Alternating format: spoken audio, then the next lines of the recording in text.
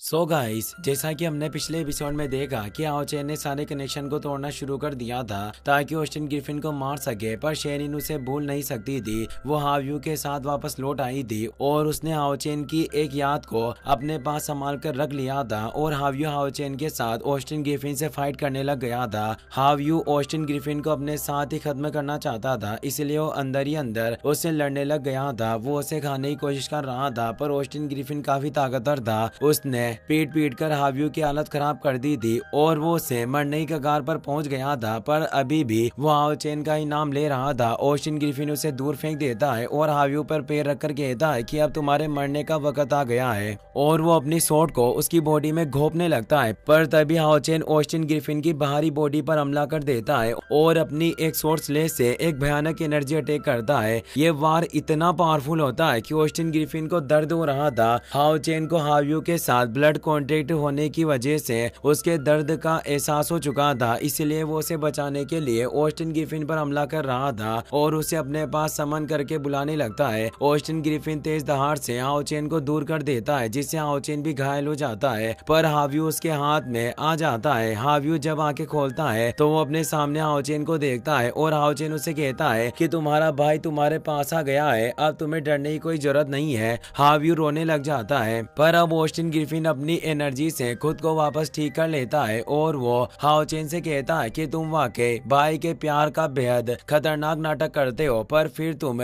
मेरे साथ इतने बेरहम क्यों हो? तुम भी वैसे ही हो जैसे मेरा भाई क्रिएटर गॉड था, आखिर मुझे ही तुम जैसे लोग क्यों मिले हैं? और वो अपने ऑरा को फैलाने लगता है और गुस्से में कहता है कि अब मैं तुम्हें और तुम जिससे भी प्यार करते हो उन सभी चीजों को खत्म कर दूंगा, बिल्कुल तबाह कर दूंगा। और वो अपनी डिस्ट्रक्शन एनर्जी को चारों तरफ फैलाने लगता है, जिससे हर तरफ अंधकार रूपी काला धुआं छाने लगता है। हाव्यू ये देखकर कहता है कि भाई मैं किसी काम का नहीं हूँ, मैं उसे मार नहीं पाया। आओ चेन कहता है कि कोई बात नहीं, अब आगे जो भी होगा हम दोनों मिलकर उसका सामना करेंगे, बिल्कुल वैसे ही जैसे हम हमेशा करते आए हैं। हाव्यू के अंदर इससे जोश आ जाता है और वो कहता है कि हम अपने खून और दिल से एक साथ हैं और अब मैं अपने भाई के लिए एक ब्लेड बनूंगा। और अब आओ चेन एक फॉर्मेशन को एक्टिवेट करता है और हाव्यू की पावर के साथ लड़ने के लिए तैयार हो जाता है। इस समय लोंग आओ चेन और हाव्यू के अटूट बंधन ने सब कुछ पार करते हुए एक नई शक्ति को जन्म दिया, जिसके बारे में हेवनली क्लेमिटी को भी कोई अंदाजा नहीं था। आओ चेन और हाव्यू एक साथ जुड़ चुके थे। आओ चेन की बॉडी पर एक अलग ही आर्मर आ गया था और उसकी पूरी बॉडी में डिस्ट्रक्शन और लाइटनिंग पावर भरी हुई थी, और अब वो लड़ने के लिए अपनी स्वॉर्ड को भी बाहर निकाल लेता है। ऑस्टिन ग्रिफिन गुस्से में कहता है कि लोंग आओ चेन, तुम्हारी किस्मत में मेरे हाथों मरना ही लिखा है, बिल्कुल इस दुनिया की तरह। और वो एक जायंट प्लेनेट से हमला करता है। आओ चेन कहता है कि अगर तबाही तय है तो फिर मैं तुम्हारी रूह में डर क्यों महसूस कर पा रहा हूँ? तुम आखिर मेरी तलवार के वार से क्यों डर रहे हो? 6000 साल पहले से लेकर आज तक इस दुनिया के सभी जीव हमेशा तुम्हारे खिलाफ लड़ते आए हैं। इस लंबे समय में हम बार बार हारे हैं, लेकिन फिर भी राख से उठकर बार बार वापस आए हैं,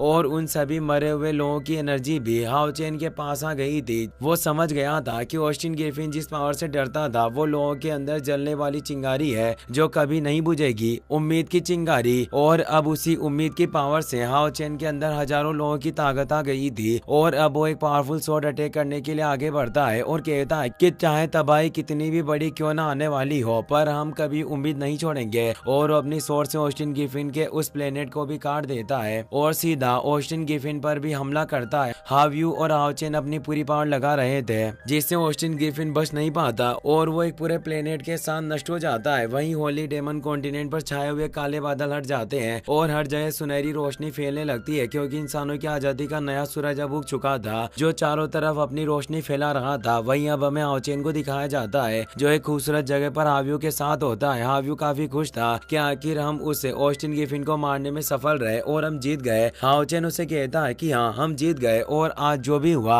वो तुम्हारी वजह से ही मुमकिन हो पाया। पर आओ चेन के चेहरे पर उदासी थी, इससे हाव्यू समझ गया था कि क्या हम फिर से अलग होने वाले हैं। आओ चेन अब हाव्यू के सभी 9 रूपों को बाहर निकालता है और अब आओ चेन हाव्यू से विदा लेता है। वो उसके साथ अपने कनेक्शन को तोड़ रहा था, पर वो वादा करता है कि मैं तुम्हें जरूर ढूंढ निकालूंगा। अब हमें कुछ दिनों के बाद का सीन दिखाया जाता है। पूरी होली सिटी में खुशी का माहौल होता है, क्योंकि आज आओ चेन पूरी तैयारियों के साथ शेनिन के घर पर शादी की बात करने जा रहा होता है, जिससे सभी शहर वाले काफी ज्यादा एक्साइटेड थे और बच्चे भी काफी ज्यादा खुश थे क्योंकि वो कब से अलायंस लीडर को देखना चाहते थे। हाओ चेन और उसके साथ कई सारे अलायंस मेंबर भी जा रहे थे, साथ ही सैकड़ों गाड़ियां भी उनके पीछे जा रही थी जिनमें सभी शगुन के गिफ्ट थे। ये इतने ज्यादा थे कि लोग इनकी गिनती भी नहीं कर पा रहे थे और वो हैरानी से कहते हैं कि क्या अलायंस लीडर ने शादी के प्रस्ताव के लिए अपने सारे खजानों को खाली कर दिया है। 5 टेंपल के सभी लोग भी उनके साथ थे। एक लड़की कहती है कि शादी के गिफ्ट तो वाकई काफी ज्यादा है। कुछ और लोग भी बातें करने लगते हैं कि पूरे अलायंस के इतिहास में शायद ही किसी ने इतने भव्य शगुन को देखा होगा। वास्तव में अलायंस लीडर ने सभी का दिल जीत लिया और निश्चित रूप से डिप्टी अलायंस लीडर ये सारे गिफ्ट देकर काफी ज्यादा खुश होगी। वहीं हाओ चेन अब अपने पूरे काफिले के साथ असेसिन टेंपल की एंट्रेंस पर पहुंच जाता है, जहां शेनिन के माता पिता और ग्रैंडपा लॉर्ड जियाजी मौजूद थे और सभी असेसिन भी वहां पर मौजूद थे। हाओ चेन अपने घोड़े से नीचे उतर कर आता है और वो उन तीनों को रेस्पेक्ट देता है और कहता है कि मैं लोंग हाओ चेन अपने साथियों के साथ यहाँ इसलिए आया हूँ क्योंकि मैं आपसे शेनिन के लिए शादी का हाथ मांगने आया हूँ।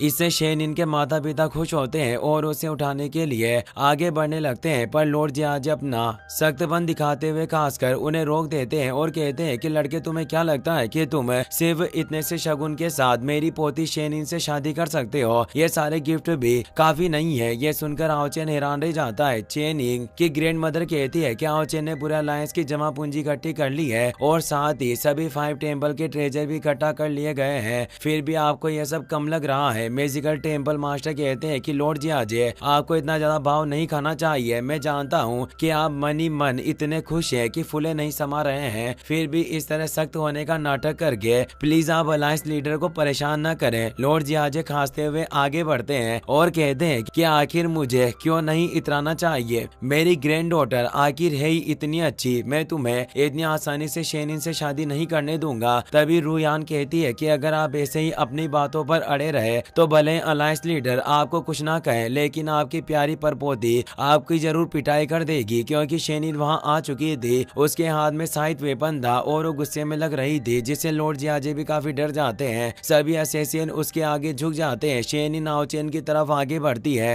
हाओ चेन शेनिन को देखकर काफी खुश होता है और शेनिन भी हाओ चेन को देखकर काफी खुश थी। हाओ चेन शेनिन से कहता है कि मैं तुमसे शादी करने आया हूँ और वो पूरे एरिया को एक भव्य हॉल में बदल देता है जहाँ सभी मौजूद थे और यहाँ हाओ चेन शेनिन को शादी के लिए प्रपोज करने वाला होता है। वो अपने घुटनों पर बैठ जाता है और कहता है कि इन पिछले कुछ दिनों के दौरान मैंने तुम्हारे लिए एक तोहफा तैयार किया था और वो एक बॉक्स को सामने लाता है जिसमें 2 रिंग्स थी। वो बताता है कि मैंने हम दोनों की शक्तियों को मिलाकर फॉरगेट मी नॉट की 2 रिंग्स बनाई है और इनके बीच हमारे वादों को पिरोया है। चाहे हम दुनिया में कहीं भी हो, ये दोनों अंगूठियां हमेशा एक दूसरे को महसूस करेगी और कभी भी अलग नहीं होगी। शेनिन कहती है कि बिल्कुल तुम्हारी और मेरी तरह। ये देखकर सभी इमोशनल हो जाते हैं, पर लॉर्ड जियाजी अभी भी सख्त बने हुए थे। हाओ चेन कहता है कि रास्ते में चाहे जो भी हो, जैसे उस दिन जब हम दोबारा मिले थे, मैंने तुम्हें घर छोड़ा था, मैं हमेशा तुम्हारा हाथ थामे रहूंगा। फ्यूचर चाहे कैसा भी हो, तुम्हारे साथ में हमेशा खड़ा रहूंगा। हम दोनों, तुम और मैं, हमेशा हमेशा के लिए एक साथ चलेंगे। क्या शेनिन, तुम मेरे शादी के प्रस्ताव को स्वीकार करोगी? क्या तुम मेरी लोंग हाओ चेन की पत्नी बनोगी? शेनिन इससे काफी खुश होती है। सभी इमोशनल हो जाते हैं। हाओ चेन शेनिन की तरफ हाथ बढ़ाता है। शेनिन उसका हाथ थाम लेती है और वो कहती है कि मैं तो बहुत पहले से ही शादी के लिए तैयार हो गई थी,